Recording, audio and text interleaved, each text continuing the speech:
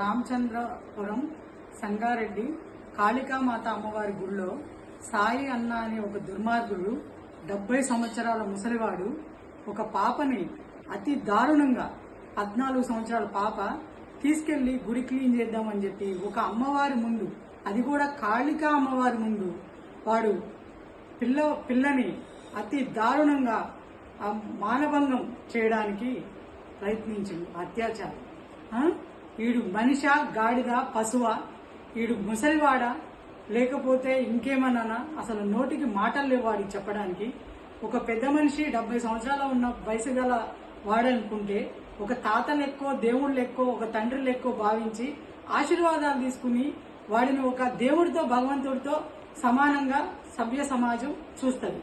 ఇట్లాంటి విధవల్ని ఎట్లా చూడాలి సమాజం? ఈ రోజున ఒక అమ్మవారి గుడిలో వీడు ఇలాంటి అఘాయిత్యానికి పాల్పడ్డాడంటే వీడు మనిష, పశువ, నీచుడా, సాయి అన్న అనకూడదు.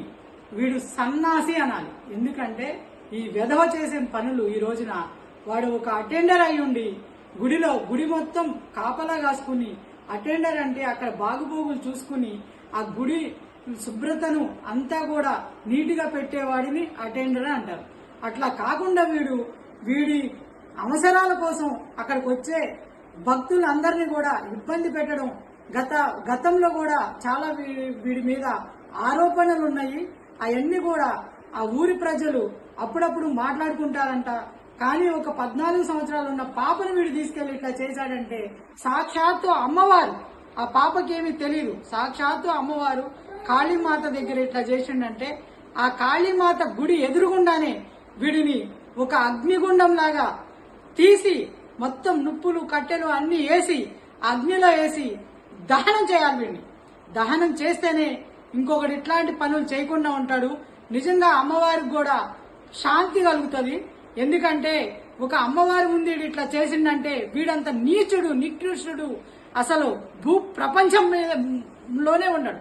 ఎందుకంటే అమ్మవారి గుడిని ఓయో రూమ్ చేసిన విధవ వీడిని అర్జెంటుగా పోలీస్ స్టేషన్ లో కాదు, దేహశుద్ధి చేయడం కాదు, ఫస్ట్ అమ్మవారి గుడి ఎదురుగుండా మొత్తం కట్టెలు పెట్టి హోమం చేసి దాంట్లో ఎండేసి వీడిని అమ్మవారికి హారతి చేయండి. అప్పుడే ఇట్లాంటి పనులు ఇంకోటి చేయకుండా ఉంటారు.